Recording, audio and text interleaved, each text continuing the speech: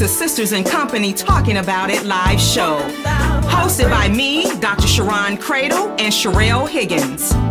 We will be discussing intriguing, intricate, inspirational, informative, and intelligent topics with our individual twists and talents.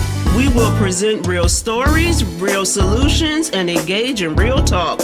So we invite you to be our company every Sunday afternoon at 3 o'clock p.m. as we focus on transcendent thinking that will move you forward. You become the company you keep.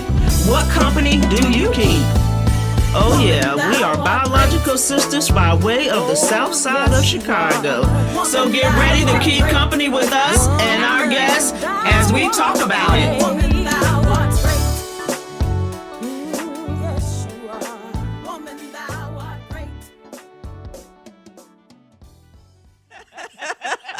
Hello, everyone.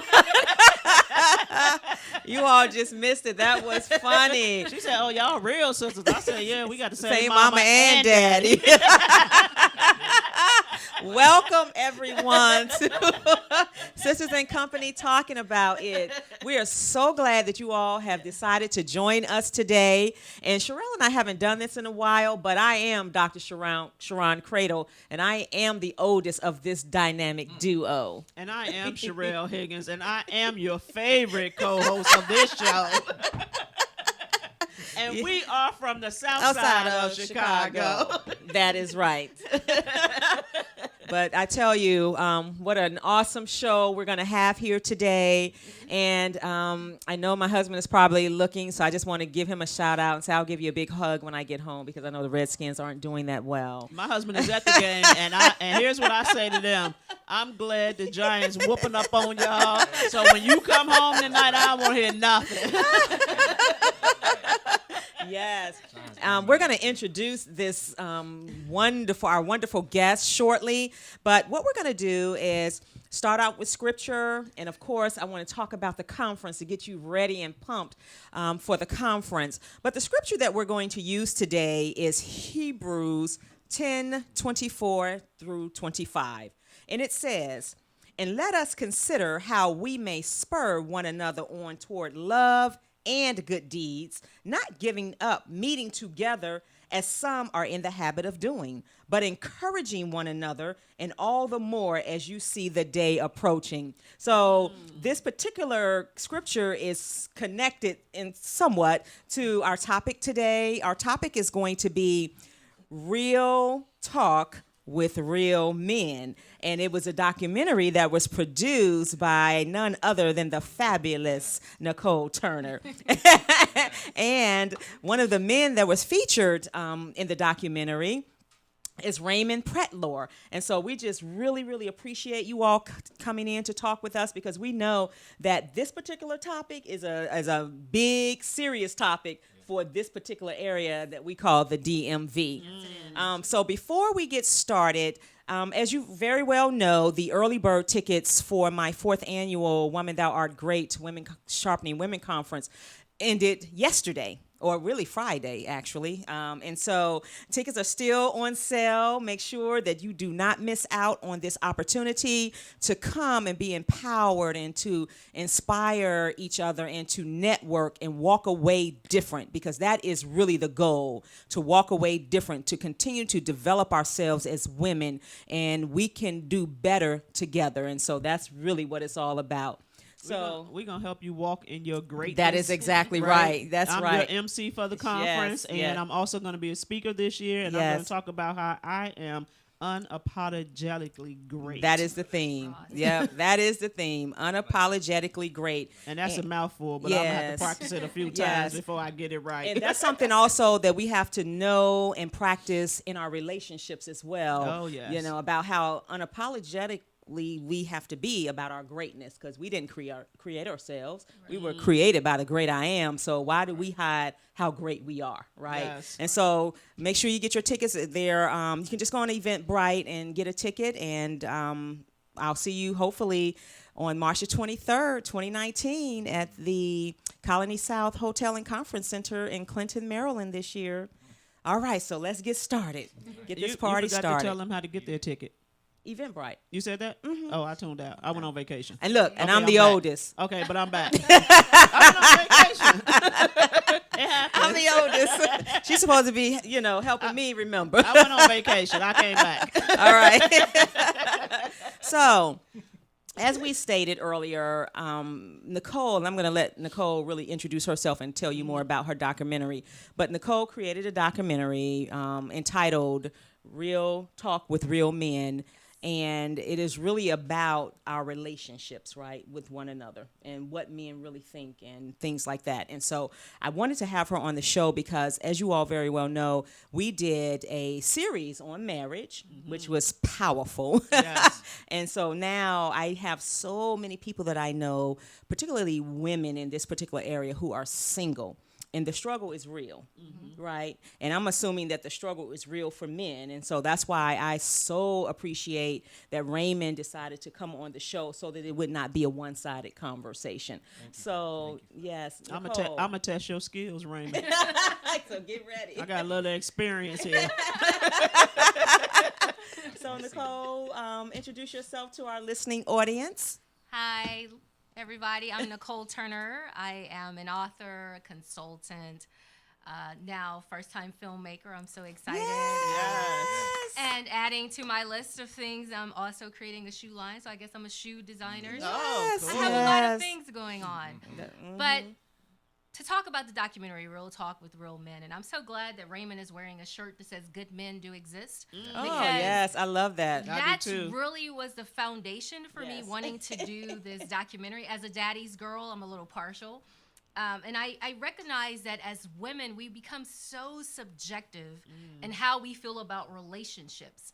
And we look at the way men treat us, but we don't think about the things that men, in particular black men, which is what my documentary focus on. Yes. They have things that they've gone through in their lives that may have started in their childhood, just being a black man in America, having their heart broken.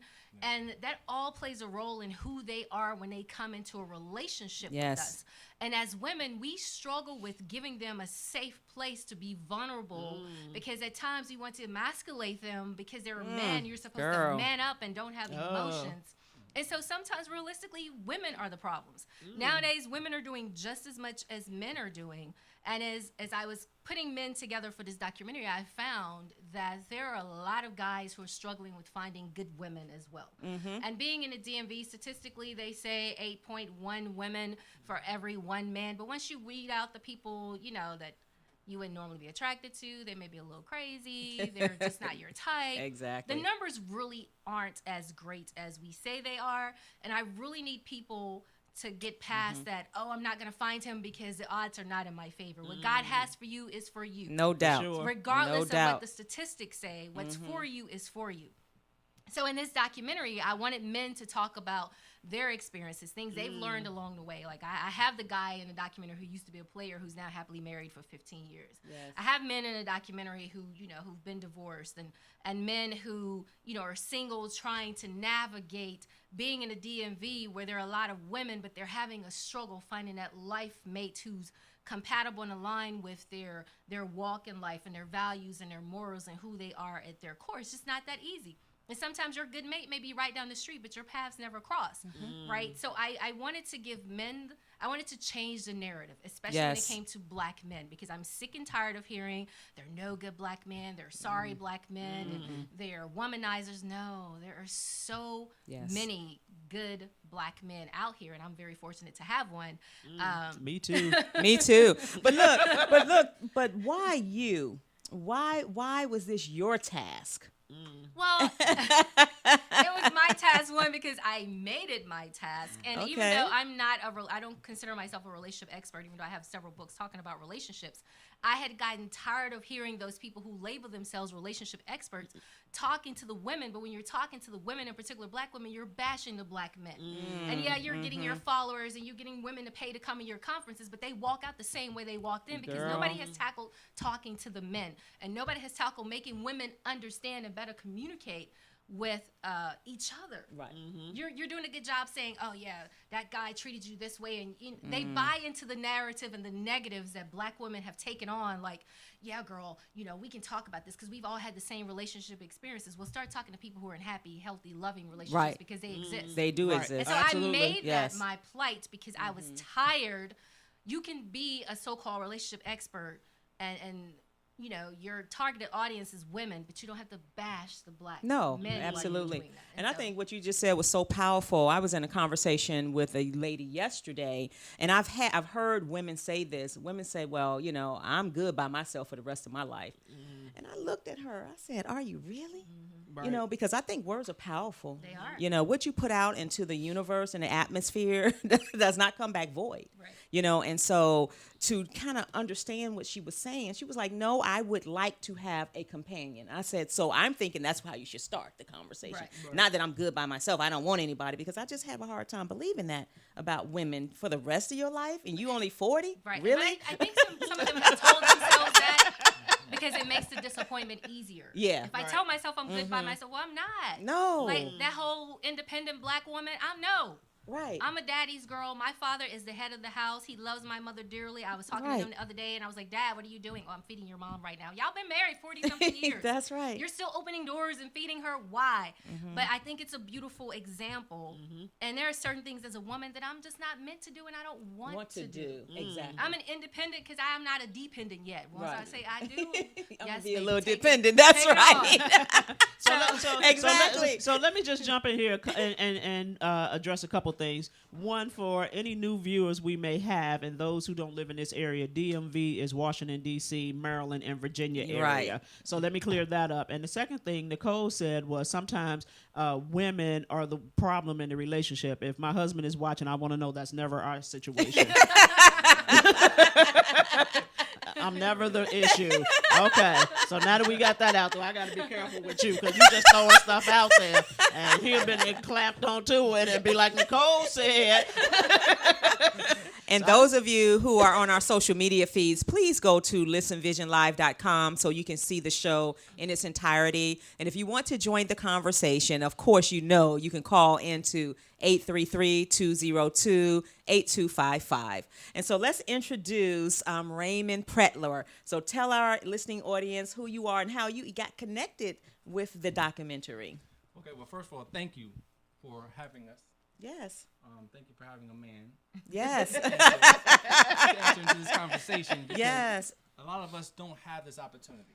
Right. And I think that I'm blessed to have this opportunity that Nicole gave with the help of the documentary.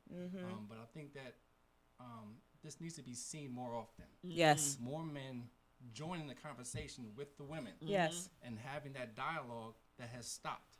Hill Harper wrote a book called Conversations. Yes, he did. And he talked about that and how time has evolved to where the voice of men have been diminished, and the love of black love has been covered up with divided walls. And this dialogue and this narrative that she's changing Yes. really helps to push a new level of understanding that we don't normally have an opportunity. Yes. So thank you all for that. first. Oh, no problem. So where are you So- from? So I'm originally from New York, so thank you for wearing the paraphernalia over there. the The Giants. Giants are playing right now. No, they whooping up on the Redskins. They ain't playing. That's right. As they should. So where are you from in New York? But I'm from Long Island. Long Island? Monday through Thursday, it was Long Island. Uh-huh. The weekends depend on the day, or Friday, Saturday, or Sunday. I might be either in Inglewood, Teaneck, New Jersey. Yes. Okay. Yes. Or I would be in Brooklyn, Bronx, somewhere in the city doing some other stuff. Okay. But All I was in the music a lot when I was younger, so Oh, that's why I was wonderful. either in the city or in Jersey. Okay. So how did you get connected with Nicole's documentary? I would like her to answer that question because I still do a lot of speaking in a lot of environments, cities, states, and so she saw me somewhere. I didn't actually have that conversation yet. Like, why me? Why choose me out of all the men that she had an opportunity to pull on? She saw something, and I'm still trying to find out. I got favor from her. She really blessed me Yes. with the favor. Yeah, I first met Raymond at the Mandarin in DC when I was the MC of an event. And then I started following him, and he was a great model of what I wanted to portray in the documentary. So when I sent out a blast, email, social media, trying to get guys, which in itself was a struggle. Like, yes. They're like, I'll talk, but do I have to talk on camera? Can you Right. hide my face or whatever? But a lot of what, Raymond is so inspirational, and the things that he shares with his audience was things that I wanted my audience to see. And so I knew I had to have him in here. And of course, he's eye candy for the women. Yes, he is. So, that also helps. Good look sells. Yeah, it does. It really does. Yes. Oh, God, that's all God. Those watching, I know y'all think he looks like Ralph Angel. Ralph Angel. That's right. I was strategic in my choices. It just helped that he has a message that I believe Yes. in. So. Thank you for that. So set the stage for us in terms of the documentary. How did you all start, and what areas of the relationship were you all talking about? Being married, being single, or a combination of both? So, believe it or not, I filmed the documentary in my house. 'Cause producing a film can be expensive. Expensive, yes. And I sent all the guys a list of questions in advance because I really wanted them to think about, what message they wanted to deliver. Right. And my goal initially was to have millennials, Gen Xers, and baby boomers. But a lot of the guys I got were in my age range, the Gen Xers. But I really wanted them to talk about, their journey and be very transparent, because growth does not happen if you're lying to yourself. That's right. And I wanted the accountability to be there. Like, hey, I wasn't always this person. Or, hey, I had challenges. And God's favor and my desire to be a better person, helped me along the way to evolve into what I am now. Because a lot of times people look at them Yes. and where they are and be like, oh, yeah, but see, he's the outlier. No. If you understand his journey, you appreciate more what he's bringing to the table. Right. And so when I was making a selection from the list of guys, and I still have a list of guys waiting to be in part 2 if I go that route, which is a blessing in itself, I just really wanted to provide a platform where it was safe for them to be vulnerable. And I remember when my film crew, after I would interview each one of them, I'd have to walk away, and they asked them, why did you choose to be in this documentary? And some of the things that they said was, once I realized Nicole wasn't going to do a male bashing thing, Yes. it made it easier. Yes. Right? Because male bashing we went don't male against my bash. vision. It went against the whole purpose of the documentary. And so it just really made it easy. It was a rainy day in February, and we just all came together, and my film crew had 50 million pieces of equipment in my house, and I was like, oh my gosh, I'm legitimate now. I got my own IMDb page and everything.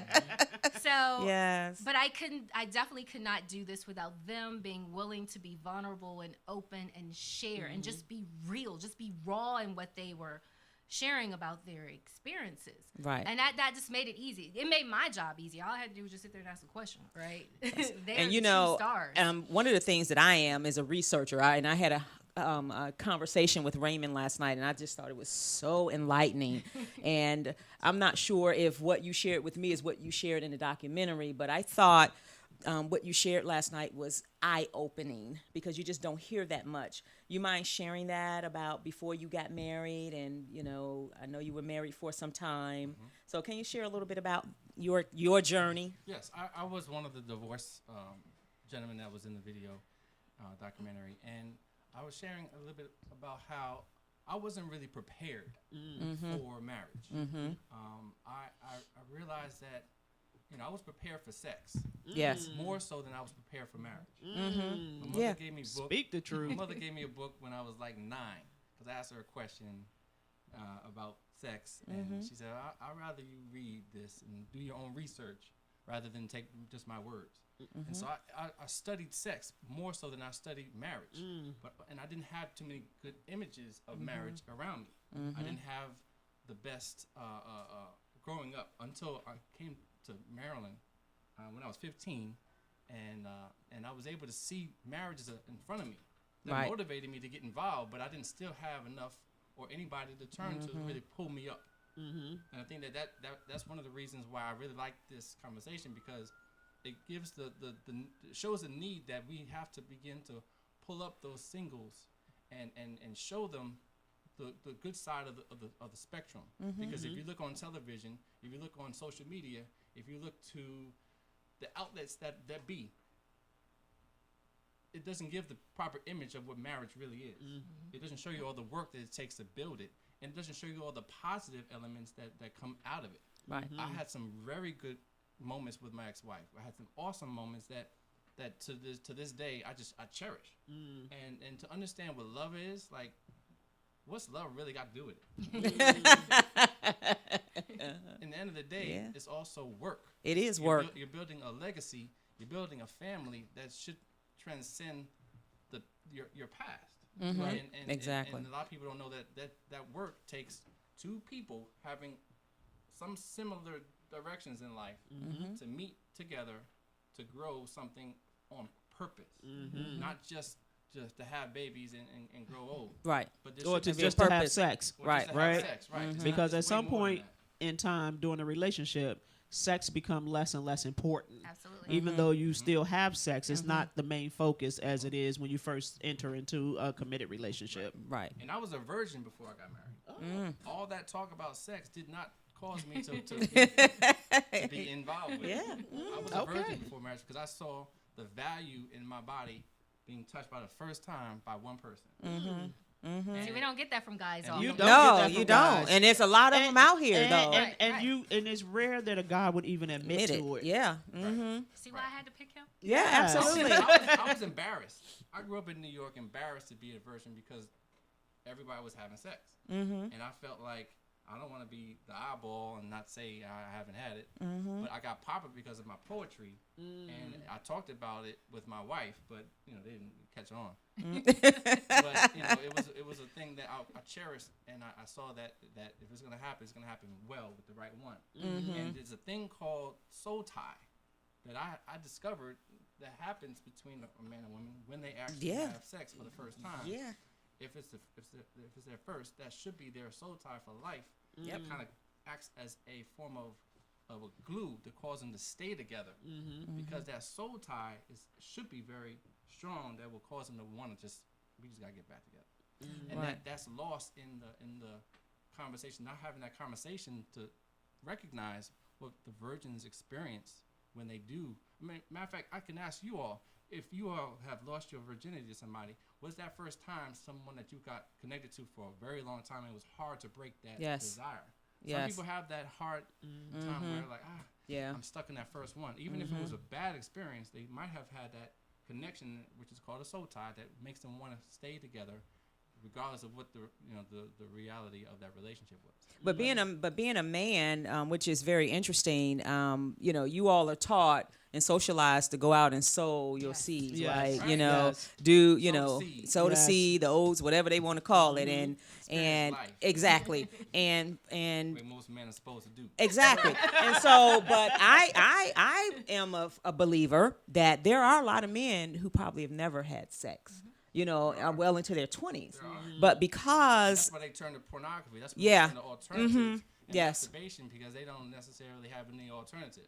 right, And that's a whole nother line of Yeah. destruction yes, of the seed. I chose to save my seed. To this day, I still don't have a child yet because I chose to save that seed with the proper intention. egg that belonged to the woman that will be with me for the rest of my life. Not for Say who it. I am, but for who she is in her purpose and relationship with God. So, how did you, Raymond, in terms of growing up, being a teenager, young adulthood? I'm sure you dated other women.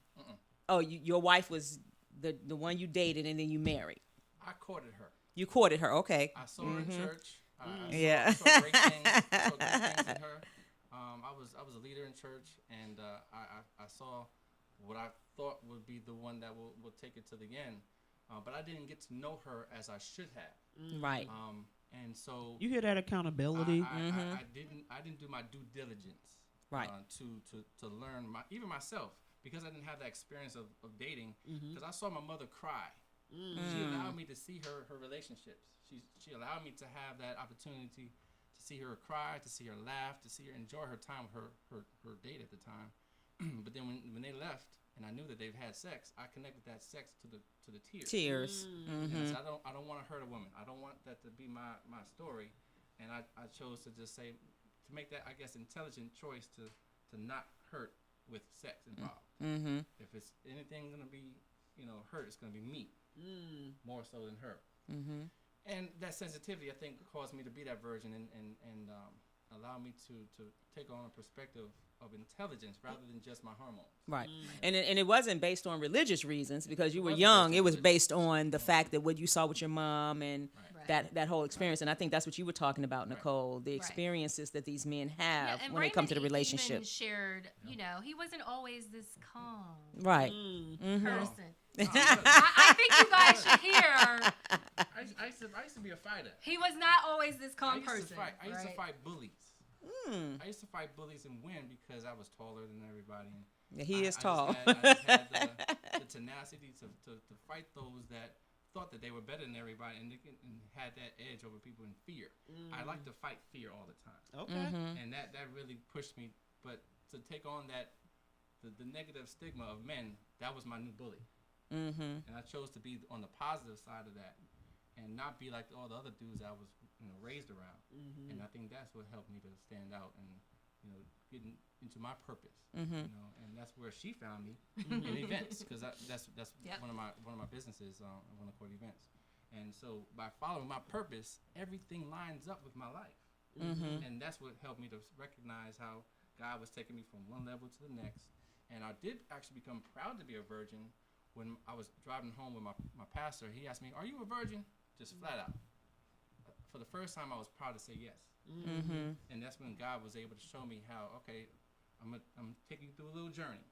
But I didn't do all my due diligence to recognize the opposite sex and understand what comes with that relationship until I got out the marriage. And then I began to recognize and do some form of a dating type of thing to try that route out. I still hate it. I believe that courtship should be the one that we should be the study that we should focus on more so than dating.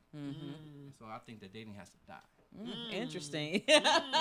Is that what came out in the documentary? And if so, how did the other Well, in men some ways. and how did the other men respond to that? Everybody had a story. You sure did, boy. And nobody was ever like, what? Did he really say that? I think there was a respect for everybody's journey Okay. and everybody's belief. So that kind of made it, the gel for the documentary. But what I want, women in particular to take away from this and what Raymond said, because I'm sure women are watching and listening and are Oh, like, yes. well, it's not a whole bunch of men out there who are virgins who think like he Yeah, I thinks. know I'm not the average. But just because, you meet a guy who's not like Raymond, saved himself for his wife, don't assume that just because a guy has experiences, that those experiences then mold him into being the person that's the right fit for you. Right. So I think it's important because I don't, Raymond is absolutely amazing, but he's the outlier. And I don't want women to have unrealistic expectations that, if the guy did not end up like Raymond, then he's not a good guy. Because No. good guys come in Oh, different, yes. different All ways. sorts of Oh, packages. yes, absolutely. All sorts of packages. And so what were some of the themes that came out of the documentary? I know we were talking about, real talk with real men about relationships. So what were the themes? Definitely one of the biggest themes was communication. And How what, how yes. women and men communicate and Very differently. extremely Yes. differently.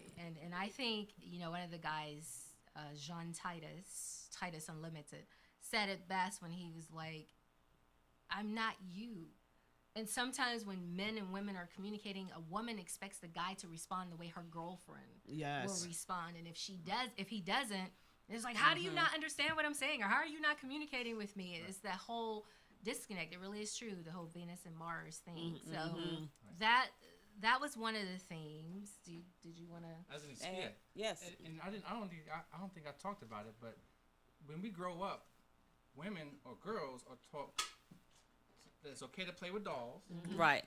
play house, Yes, exactly. have them have their own dialogue, and have that interaction with a doll, but you're still communicating words that come out of your mouth, and it's okay to express your emotions, right? But then little boys are not taught that it's okay to speak your mind. Just keep that to yourself. We don't have to be so expressive. Right. We should keep it in and not let everybody know what we think. And that has caused men to shut up as boys. And there's another element of healing that men have to go through because of the words that were spoken to them because they didn't open their mouth when they were little boys. And the boys are raised to have whatever kind of relationship that they want with a little girl. And the girl was more held more strictly to the house. She was more confined to staying home, taking care of her responsibilities in the house, while the boys were out there wilding out. Yes, exactly. And so the way we were raised creates the recognition that when they grow up to be adults, they have two different perspectives on life. Right. No doubt. The one that when boys were playing with boys, they were playing with little cars and making noises with their mouth, and not necessarily words of intellect like the girls. Right. And back and that forth gives too. understanding Right. of why when they grow up to be adults, they're missing it. Right. We're not catching. We're not colliding and doing this because we come from different upbringing. Right. And I say, go ahead, Nicole. No, you go ahead. I was going to say, this is one of the things that I talk about often with women. I shared it with a lady yesterday. If I had it my way, in the United States of America, I don't believe that we should get married before we're 30 years old because of how we're socialized. And I think it takes some growing up. It's having some experience and really kind of recognizing who you are. And I believe what you said is so true. We as women, when we get married, we already have an idea in our mind in terms of, okay, we're going to have the kids. He's going to come home and he's going to have dinner with us at 6 o'clock, or, he's going to help us raise the kids. Women And fantasize. yeah, we do. Exactly. And I'm not saying all women, but I think that's, a good core of women. But that is how we're kind of socialized in this society. And then men are socialized a little differently. And I think when we start thinking about human growth and development, brain development of human beings and men, I remember my father saying one time, men don't really fully mature until they're about 40 years old. And that's when, and it shouldn't be, but if you don't have the guidance, it's your developmental stage where you are. And some of it is about making a decision to do the hard work. Because, people see marriage and they just see what they see on the outside, the image, but it's a lot that goes into being married. Well, for me, I've been married. I just met Nicole and Raymond today. So for me, I've been married 27 years. And I've been with my husband 34 years. Awesome. And so, I'm still learning the whole communication thing. Right. I can ask my husband a question and he will tell me 10 minutes worth of answers that doesn't have anything to do with the question. And so I just learned to be patient and just wait till he get through. And then I just ask the question again because I'm hoping to be able to get to the answer. And sometimes the answer is very simple, a yes or a no. But because of the way he processes questions, sometimes he needs to be able to get a lot of stuff out that has absolutely nothing to do with the question. So But it's I like had to learn Raymond to said, be patient. it's about holding stuff in. Oh, absolutely. And we as women, and we know the research is very clear on this, that we have so many words. I mean, like a massive amount of words Compared to them. Yeah. compared to Yes. men. Our man Exactly. can't handle 500 words a day. We're speaking 20,000 and they have 500. Exactly. After they leave the office, they want to come home to some peace and quiet. That's exactly And right, because they get this all forced. in the air the first time they walk in the door. They're like, okay, hold on. Yes. All day long. Give me time to settle down. When she might, on the other hand, have already helped with the homework. Right. She might need some domestic support. Not knowing her need, can cause another element of frustration. But there's a time where communication is key. Yeah. Right. Communication. And no- to touch on something you said about not getting married I until do. you're 30. I just A do. lot of times people are not whole individuals. They were not. And they're expecting that if I come together Yes. as a unit, then you'll complete me. Yes. That's part of the issue in relationships Gotta in show general, up not complete. not just a marriage, is that you're seeking something from another person that you'll never get No. unless you have it internally. Right. And I think that's why some relationships, married or not, fail. And another thing that's very important, and people look at me when I'm crazy when I say this, but like is so much more important than love. Because if you're the person you're in that relationship with, if you like them, Yes. you're going to want to work harder Yes. at making it work. Yes. You're going to treat your spouse like they're your very best friend. Those Yes. things that you vent to your girlfriend or your guy friend, you're going to take it to them and communicate and say, hey, baby, we're having this issue, instead of, oh, I'm fine. You know, that thing that we as women do. It's okay. No worries. But on the inside, you're like, I can't wait to talk to my girl about it, right? So when you like the person that you're in a relationship with, the whole dynamics change. And to piggyback on how you were sharing the story of girls playing with dolls and boys playing with cars. Another thing that happens in childhood and young adulthood is then when guys display certain behaviors, and I've seen it with my own mother do it with my brother. They get a pass for certain behaviors. Right. And he's just being a guy. Yes. Oh, it's okay if Yes. you had 2 girls pregnant at the same time. He's just being a guy. That's what they do. No. Right.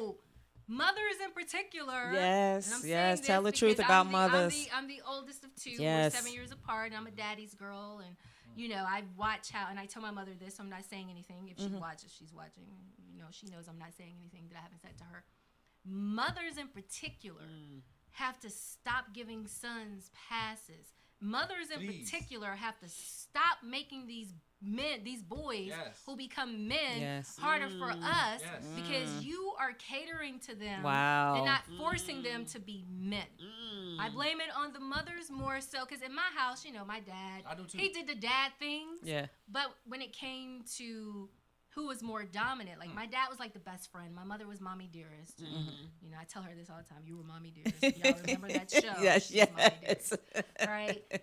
But there were certain things when it came to my brother that he got passes that she could not even begin to give me passes on. And that's really where it starts. Like how the mother and father raised the child. More importantly, the role the mother had in the son's life impacts who they are when we get them. Yes. But you know what's interesting? I have a daughter and a son, and my daughter is the oldest. But I think in some regards, I'm harder on my son than I am on my daughter because I need my son to be that independent, strong black man, not strong in terms of never showing emotion strong, but strong, that can stand on his own 2 feet. And at some point, if he decides to have a wife and a family, he comes into that environment being self-sufficient and understanding because he's seen his father model it and he's seen his mother model it, what a real family unit is supposed to be like. And it's not that it's all perfect. Exactly. And I want to highlight that I think one of the reasons why I am the way I am today is because of my mother. I didn't have my father to kind of hold me up and discipline me. She was my disciplinarian. And I believe that that's where the true love really tapped into my life. But she chose to raise me to be a man by making me independent and not making me or making all the decisions for me. She made me be responsible and stand on my own 2 feet as soon as possible, so that way I can recognize right from wrong and follow my own path in life rather than what she wanted me to do or might have influenced me to go down a specific road. And because of the way she kind of took a hands-off approach, it gave me the sign to say, okay, she's not gonna have my back if I fall. So let me make the right decisions now as a young teenager and even before that, so that way I'm not seeing myself like these other guys around falling to and fro. And that's what I think. One thing that I see in this area, there's a lot of baby mamas. What they call them? Not baby mamas. That's what they call Mama's boys. That's Mama boys. Oh, they call it that too. There's a lot of young men, Yeah. 21, 22, 23, living with their mother. I was out when I was 15. When I was 15, I had to move out of my mother's house because she got remarried and the husband wasn't really feeling me. So I said, all right, I'm going to move and not go to some military spot that she was thinking about taking me. I said, I'm going to live with some family somewhere. I didn't know, but the only ones that can take me were in Maryland. And I said, that independence that she raised me with prior to that helped me to prepare myself and get on my own 2 feet. From 15 on, make my own decisions, pay my own rent. And a lot of men at 22, 23 didn't do that. They don't have that responsibility to stand on their own 2 feet and pay a rent, pay a cell phone bill, at that time with pages. Right. But you just said something that just kind of hurt my heart. What's that? you're saying that your mom's husband at the time, you're 15, he wasn't really feeling you. So you made a decision to move. She told me when I was 18, I'm out the house. Well, yeah, that's what they used to tell us. Right. Yeah, And- exactly. And that's what I still tell my But you son. left at So I 15. left at 15 because I didn't want to have her to make that decision 3 years with me and not with him. Because he gave her an ultimatum. Either he goes or I go. At one point. Oh, wow. Now that's a whole wow. other subject, Raymond. Yeah. That's a whole. That's a nother whole subject. So another subject. let's get back to, because that just took me somewhere, because when you said I heard it and it just took me somewhere. Yeah. But if you want to join this conversation, you can call in at 833-202-8255. But what I'm interested in terms of the documentary, you know, either something in life has happened to these men to get them to where they are in this particular conversation, or they just made a decision. What came out in terms of where the men were in their journey when you were filming the So- documentary? You know, I think about one of the guys in the documentary. He talked about how he used to be, you know, this player and had all these different women. But when his wife came into his life, who she was made him want to be a better man. And he knew that he could no longer be that player if he wanted her. But she also found him in a place in life where was a low point for him. Right. And a lot of women in particular, you know, they're not gonna be like the Michelle Obamas. You driving a car that has a hole in the bottom, you know. Right. Had one I of can see those. the Humble, ground. yeah. Had one of those. Right. You know, for her to see something in him when he's in that low point spoke to him. Because especially in this area where people are men and women are very superficial, and it's all about what you drive, where you live, what's your bank account, you know, where you went to school and all these things. And what I took away from his story was that she made him want to be a better version of himself. That's And awesome. so once they got to I Do, he has vowed to make sure that every single day she knows that he appreciates her. And he's grateful and blessed that she's in his life. Another thing that, you know, I took away from the documentary and some of the things that they shared is that, you know, we as women have to stop making them pay. If they trust us enough, if they trust us enough to divulge their past, Yes. who they used to be, Who they used to be. which is not who they are, but it's because of those experiences that they are who they are now. Yes. Don't hold that against them. You know, and a lot of times we as women, we're coming with our own fears. And then if Raymond shared something, if we were in a relationship and he shared something with me from his past, and I'm coming with my own fears, and although he's not that person anymore, Right. I'm still going to make him pay for being that person. Right. And I think we as women have to stop doing that. Now, nobody in the documentary said that outright because Yes. I'm listening, because the documentary itself is almost 40 minutes, but I have 150 minutes of recordings. And so in reviewing those, you know, some of the things that I'm sharing, you know, came out as a whole in that 150 minutes, right? And another thing that was evident in the documentary is that we as women sometimes don't hold ourselves accountable, Right. you know, and our role that we play in the demise or the success of a relationship. A relationship, because We're- it takes two. Right, Absolutely. we're quick to say if it's It takes positive. two. We're quick to say Yes. if it's something positive. Yes. but we're not so quick if we're, you know, but first that also comes into play with a person understanding who they are. Correct. It's really hard for me to be honest with you if I'm very low on the self-awareness. Right. Right. And in a lot of relationships, men and women they don't want to tell themselves the truth because they don't want to have to face the truth. Truth. Yes. And one thing I got from all the guys in the documentary is that they had made peace with who they used to be. That's all right. And happy with who they are, even though they're still on an evolution to become Yes. a better version of themselves. And I know this is a sidebar conversation, but isn't that what's the comedian name that people were beating up on? He was going to be on the Oscars. Kevin Hart. Isn't that what he was saying? He was like, that's what I said. That's Right. who I was. That was 6 years, I'm 7, 8 years evolving, ago. and I'm not going to go back there. I'm not going to let you take me Kudos back to him. there. And Yeah, I that's respect and that. that's and that's exactly what you're saying. But you know, one of the things I can't wait to see the documentary. Right. And so you know, I often hear single women, particularly, even someone very close to me was saying to me that the men in this area particularly in our area, they think that, because there's so many women to them that they can have their choice of, that they can have a woman for Monday night, for Tuesday night, for Wednesday night. And I'm like, what? But the only reason, let me tell you, the only reason they think that is because we as women allow them to Yes. have it. Yes.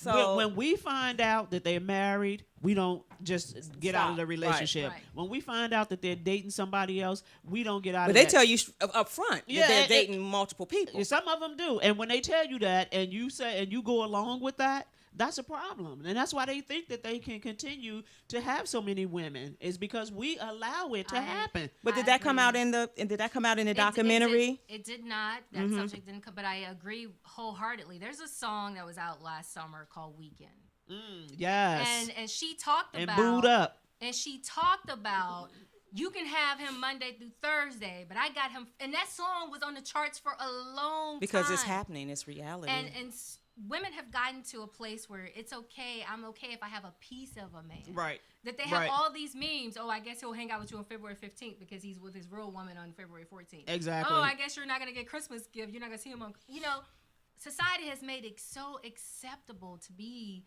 the side piece or the Right. sharing of a man. And we they don't have require options. men to open doors. Well, I do, because I'm not gonna touch the door. If I got a man, I'm gonna step to. You should be reaching for the door because that's not my job. But when you have standards and you stick to it, you make them step up. And if they're not absolutely. gonna step up, then that's not the man for you. Right. But we're so programmed that I have to have him, and even if that means I devalue myself so I could get a piece of him. Mm-hmm. And what I'm so tired of is that women using their bodies as the weapon. Yes. Oh, if I sleep with him, even though you don't want to sleep with him, but he may leave me. Or, oh, if I refrain from sleeping with him. I know women who are, oh, if I make him wait 6 months or make him wait 5 years or whatever. If a man's going to be with you, if you sleep with him on the first night, because I know people who slept on the first night and they got kids and been happily married. You have to decide for you What's right for you. What's right and for what can you. you live with? and stop listening to, when my girlfriends talk to me about relationships, I try really hard to be the listener, and then I tend to ask questions so they can figure out the answers for themselves. It's called But if coaching. most of your girlfriends are miserable, those are the main people you don't want to talk to, right? And I think for women in particular, when we learn to love ourselves and really value who we are and set standards and make men follow these standards, believe me, trust me, I've dated the spectrum. and I've had some that I'm like, Lord Jesus, what was I thinking? Yeah. Ooh, I embarrassed myself. If I could kick my own butt, I would have. But it wasn't until I was like, enough is enough. Yes, And exactly. you have to get to a place where you're like, enough is enough. And so, Raymond, what do you have to say about that? We all have options. We Right. all have options. Yes. And in this dating world, the definition of dating is not what it used to be. It used to be I'm dating one person. As time has evolved, that one person began to be 2 and 3 and 4 and 5 at the same time. Right, And at the it's same okay. time. It's okay. But when I grew up, seeing more than one person to me was a playing move. Like, It was. I'm going out with her, but I'm talking to you right now. Exactly. When I hang up the phone with you, I'm calling her. That's right. Mm-hmm. And now that's evolved to a whole nother world with social media and things of that nature, and the cell phones and texting coming in to play. And all it underlines is that we have more options now, and those options create that, okay, well, I don't have to really stay committed to you because I got somebody else I can Right. turn to. That's Right. exactly That's right. exactly right. Exactly right. Reality has destroyed the fabric of the relationships that we used to build over the one-line phone that was a string attached to the wall, Right. and we had to literally focus on that one conversation only, not the phone at the same time as Right. the text at the same time, but we had to focus on one person at a time, and because we have all these options, it only causes more confusion. distorts, It wastes more time. It gives more opportunity for, I believe, the enemy Yep. to come in and steal the fruit from every friendship and every relationship that could have evolved to marriage. And can I say this? I have a lot of female acquaintances, right, and friends. I've never heard them bash a man. I just never have, because I just don't have those kind of women in my circle. But the women who are single that are in my circle talk about the reality, and they look at both sides of it, right, in terms of, and this is just real talk. It's about once you weed through, right, and we know what we're talking about. Once you weed through, it's only a handful for them in terms of their circle, in terms of where they are. And most of these women are 50 plus years old. They've already established themselves. They've either been married or never been married, and they just don't want to be in a situation where they're having to take care of a man or waiting for a man to get himself together. And these are the types of conversations that I'm having with women. And so it'll be interesting, on your next iteration to see, if women will be involved. I mean, like real women, right? Real men, real women, to have a conversation about their experiences, because I think that's real too. Well, what's interesting about what you just said, Sharon, is the single women saying that they're not ready. They don't want to, participate in a relationship where they have to, the man is getting himself together. Many women are not together, right? Right. And so they're expecting a man to bring something to the table that they're not bringing to the table. And while you may have your career together, your emotions are all jacked up. Yeah, and so exactly. while he may be trying to get his career together, but his emotions are together, and you trying to get your emotions together, but your career is good, you gotta just take a step back and be like, okay, work together. Together. And the bottom line is, forget the careers, forget all of that stuff. That's the scripture, the bottom line is, how does he treat you? Absolutely. That's the bottom line. How does he treat you? Because no two people are ever going to be equal. Never. And two people in a relationship will never be equal. Never. And so how does he treat you? How do you treat him? That's What's the that bottom chemistry line. like? What are your You know what I'm goals? What are you saying? moving Absolutely. towards? Exactly. Are you working are you moving in the same direction? Not at the same pace, because sometimes I'm going to move faster than he going to move, and vice versa. And so you just got to take a step back and just take a deep breath, because as women, we have this idea of what we think our mate should be. And then when the mate is not that idea, my goodness, expectations. We want to, leave the relationship, even though he treating you like a queen. Exactly. And then you look back 2 years later like, oh, Why? I wish I had him stuck around. Can I get a high five on that one? Because I want to say, I've been that person. I've dated the millionaires. I've dated the guys who were high six figures. And I'm going to just tell you, those dudes, we're not even going to talk about how they treated you. Because their egos were too big. Right. The things that I needed most from them that money could not buy, the sacrifices I needed them to make that didn't have anything to do with their bank account, they couldn't do it, because there were so many women who were focused on what they're driving and the whining and dining and the trips. No, at the end of the day, when you reach a certain point in life, and I say for people who are 35, 40, 45 years old and above, statistically half your life is over. I'm not trying that's to sound the truth, morbid, but that's the truth. But it's really about finding somebody you can go into Exactly. your golden age with. If you got sick today, that bank account is not what's going to hold your hand and go into that surgery room with you. Not gonna hold you at nighttime. Who is that person at their core? What's their character? Do you have like-mindedness, like values, morals? Right. Are you aligned in the higher power that you believe in? And there's so many people that are focusing on the things, the tangibles, or what they consider to be tangibles, that is really not going to make you happy at the end of the day. I remember Jim Carrey, and this has nothing to do with relationships, but he talked about how money doesn't buy happiness. Why do you think so many celebrities commit suicide? Right. It's the things that we attach ourselves to that's not feeding our soul. It's actually destroying us. And I really need women in particular, and I say this because as a black woman, I care about my sisters. I need you to decide that even if he's in a place, because the way this economy is nowadays, my God, you can have a six-figure job today and nothing end tomorrow. Up, right. So if you catch him while he's in that transition period, does that make him less of a man? No. Nope. You say I don't want to take care of him. I'm all for that. My mother and father raised me that a woman does not take care of a man. But you need to distinguish between taking care of or a man who's in transition because he had something bad happen in his life. Because if you put the mirror up to your face, we've all been in transition. We have. Absolutely. Always. So stop judging. Yes. I was going to also highlight that element of us recognizing our circle. Yes. You had mentioned that Yes, Yes. that your circle. reference, your circle didn't expose you to downplaying a man. No.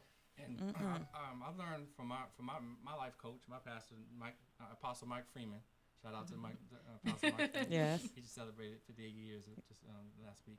But he taught me that, hang around people who have your answer. Right. That's it. Right. Get away That's from it. those who have your problem. Yes. Right. Oh, I like that. Yes. Right, That's yes. right. I love You it. will like see that. the circle around you just It would just change. Like if you were to go to your cell phone and look at the last 10 people that you communicated with, are those people that you will aim to be like and to work yourself to be, I guess, in their perspective of having you, I guess, I don't know how to put that. Well, people that you look up to, that People you that you look and up you to, know they're yeah. doing some things that you may aspire to do. Right. People Are that's they- going to uplift you. Are Yeah. they mentors? Or are they mentees? Right, Are they exactly. friends, or are they something Exactly. that you're pulling up? There should be something that we're pulling up, but there should also be more so people around us that you're surrounded with that are smarter than you, wiser than you, and can take you to another level. And that's in this next year, 2019, we should think about that. We should think about, where do I want to go? What are my goals? What's my purpose in life? Why was I born? Let me get around people who have my answer, that are actually doing that, and where I want to be, and get away from those who have my problem, that are not adding on to me and subtracting from me, and Exactly. dividing me from my purpose. And I think if we get around those type of people, that's what helped me to be where I'm at now. I was always around those that were older than me, aiming to accomplish something in their life that was above mediocrity. And that's caused me to be who I am today, where I bought my first house at 21 because I was hanging around millionaires. I was able to defeat cancer because I was hanging around people who knew the word. Yeah. And I had a supernatural life because I was around people that had faith in not just themselves and doing what they do, but faith in God. And that environment changed me from being in the streets in New York. That was all right. I was positive. I was doing a good thing. But it transformed my life to be where it is now, which is in a great, very great position. Yeah. Okay, so let me just say this. As you all know, time goes by It very sure quickly. does. And I think we people are listening. Look. Right. Yes. We are Yeah, out they're of time. listening. I always like to go back and read the comments that we get on our Yes, Facebook feeds, yes. because those are always interesting.